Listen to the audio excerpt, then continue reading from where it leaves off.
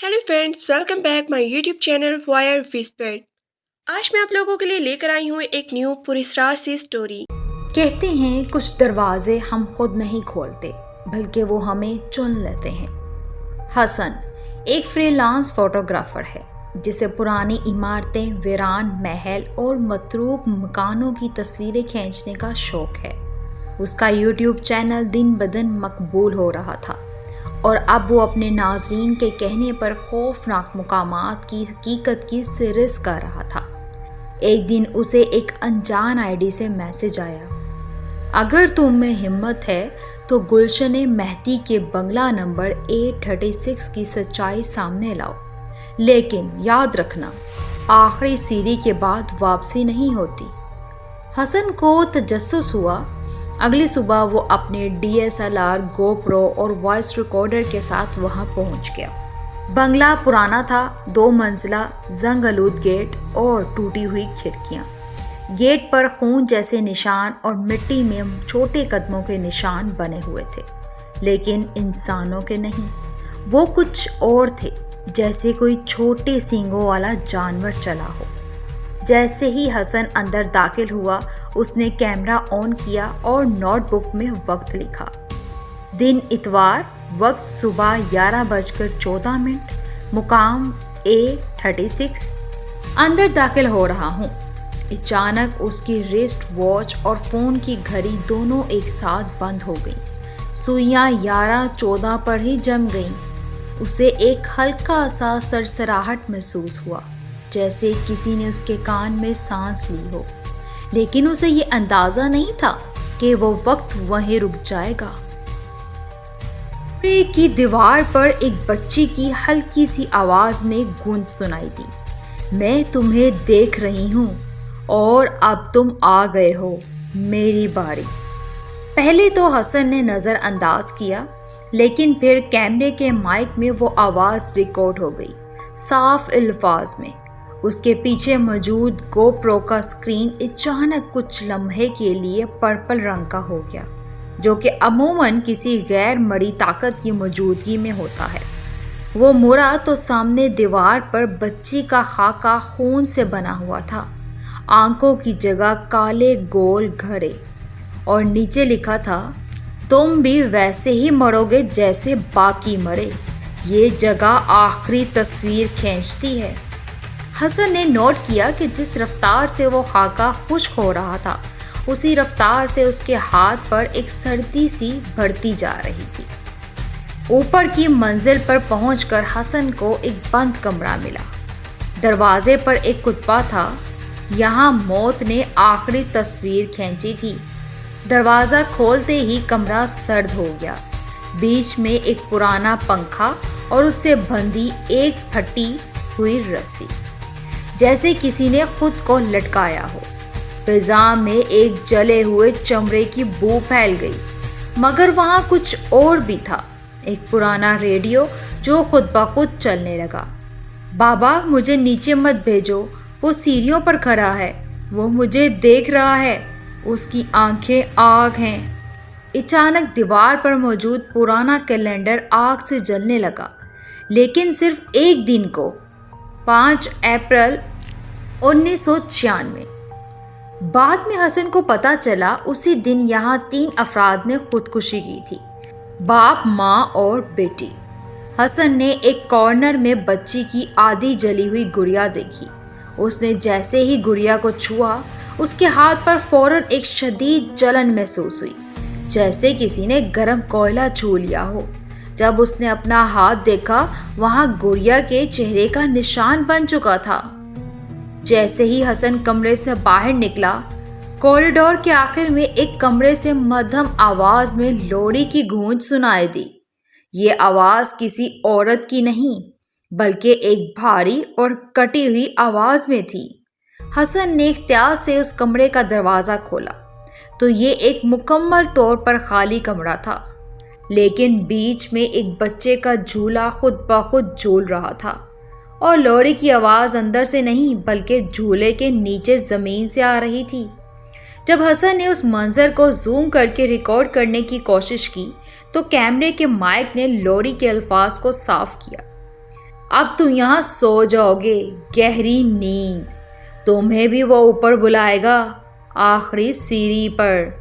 جب حسن جھولے کے قریب پہنچا جھولا یکدم رک گیا اور اس کے اندر سے ایک چھوٹا سیاہ اور زنگ آلود چاقو زمین پر گرا.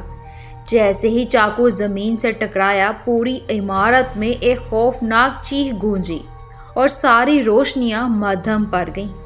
حسن نے فوراً دروازہ بند کیا اور بھاگا. ایک بڑے کمرے میں داخل ہونے پر حسن کو ایک مکمل دیوار آئینے کی شکل میں نظر آئی. وہ کیمرہ نکال کر تصویریں لینے لگا لیکن آئینے میں اس کی بجائے ایک عورت نظر آ رہی تھی. سفید جوڑا، ٹوٹی گردن اور خالی آنکھیں.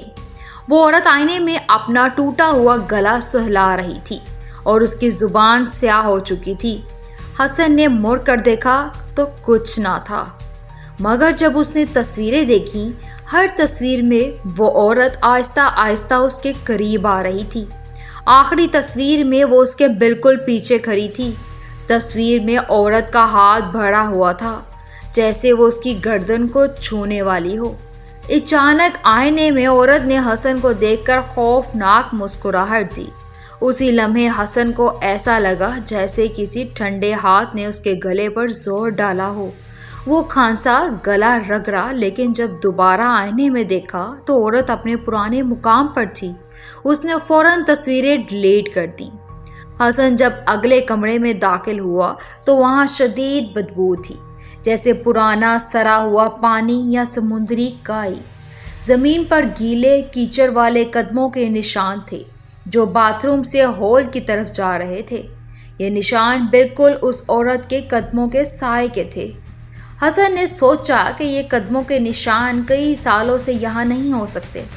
اس نے اپنے کیمرے کا فلیش آن کیا تو فلیش کی روشنی میں دیوار پر پانی کی بوندوں سے ایک جملہ لکھا ہوا تھا جو اب آہستہ آہستہ خشک ہو رہا تھا.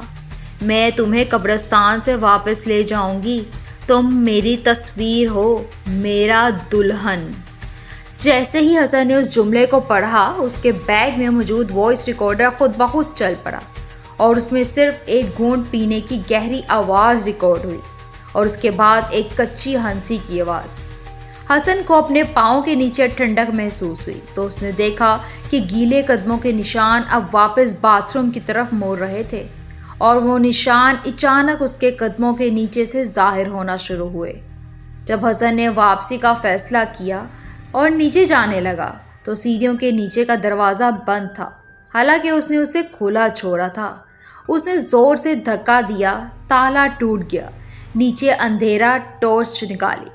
دروازے کے اندر کچھ لکھا تھا: اگر تم نے اسے دیکھ لیا ہے تو وہ تمہارے ساتھ چلے گی، تمہیں وہ تصویر ختم کرنی پڑے گی. وہ نیچے اترا تو ایک ہال میں پہنچا جہاں درجنوں آئینے تھے اور ہر آئینے میں اس کا عکس، اس کی جگہ وہ عورت کھڑی تھی. ہر عورت ایک ہی جیسی، لیکن اس کے لباس میں ہر آئینے میں کوئی نہ کوئی خرابی تھی. کسی کی آنکھ نہیں تھی، کسی کے ہاتھ میں خنجر، کسی کے پاؤں نہیں. جب حسن ایک آئینے کے سامنے سے گزرا اس آئینے میں عورت نے اپنا ہاتھ بڑھایا اور شیشہ ٹوٹے بغیر بھی حسن کے ہاتھ پر ایک چھوٹا سا کٹ لگ گیا اور خون بہنے لگا. جب حسن دوبارہ باہر نکلنے کے لیے بھاگا تو سیڑھیاں کبھی ختم ہی نہ ہو رہی تھیں، جیسے وہ بار بار پہلی سیڑھی پر ہی آ رہا ہو. اس کی ہر سیڑھی پر قدم رکھنے کے ساتھ عمارت کے اندر ایک گہری سانس لینے کی آواز سنائی دیتی تھی. سانسیں پھولنے لگیں. کیمرہ بند ہو گیا اور وائس ریکارڈر سے کسی اور کی آواز آنے لگی. یہ وہی بچے کی آواز تھی لیکن اب بہت زیادہ گونجدار. تم نے آخری سیڑھی پار کر لی ہے، اب تم واپس نہیں جا سکتے. تم اب ہماری گیلری کا حصہ ہو، تم خوبصورت تصویر ہو. اس نے آنکھیں بند کر لیں. اچانک اس نے اپنے جسم پر تیز گرمی محسوس کی، جیسے وہ کسی آگ کے شعلے کے قریب ہو، اور پھر کچھ بھی یاد نہیں رہا. حسن اگلی صبح ایک قبرستان کے گیٹ کے سامنے ہوش میں آیا. اس کے ہاتھ میں صرف ایک چیز تھی: کیمرہ. اس کے جسم پر ایک گہرے زخم کا نشان تھا، جسے کسی رسی کا سخت نشان اس کی گردن کے گرد ہو. جب اس نے فوٹیج چیک کی آخری فریم میں صرف یہی جملہ نظر آیا: آخری سیڑھی پار کرنے والا اب پردے کے پیچھے ہے۔ مگر وہ جملہ ختم ہوتے ہی فوٹیج میں 1 سیکنڈ کے لیے حسن کا اپنا عکس دکھائی دیا۔ اس کے چہرے پر گہرے سائے تھے اور وہ مسکرا رہا تھا، مگر اس کی مسکراہٹ کسی اور کی تھی، اور اس کے پیچھے وہی سفید لباس والی عورت کھڑی تھی جو اپنا ٹوٹا ہوا گلا سہلا رہی تھی۔ وہ بنگلہ آج بھی موجود ہے، بند، مگر رات کو اس کی دوسری منزل پر روشنی جلتی ہے، اور کبھی کبھی سیڑھیوں سے کوئی نیچے آتا سنائی دیتا ہے، مگر دروازہ کبھی نہیں کھلتا۔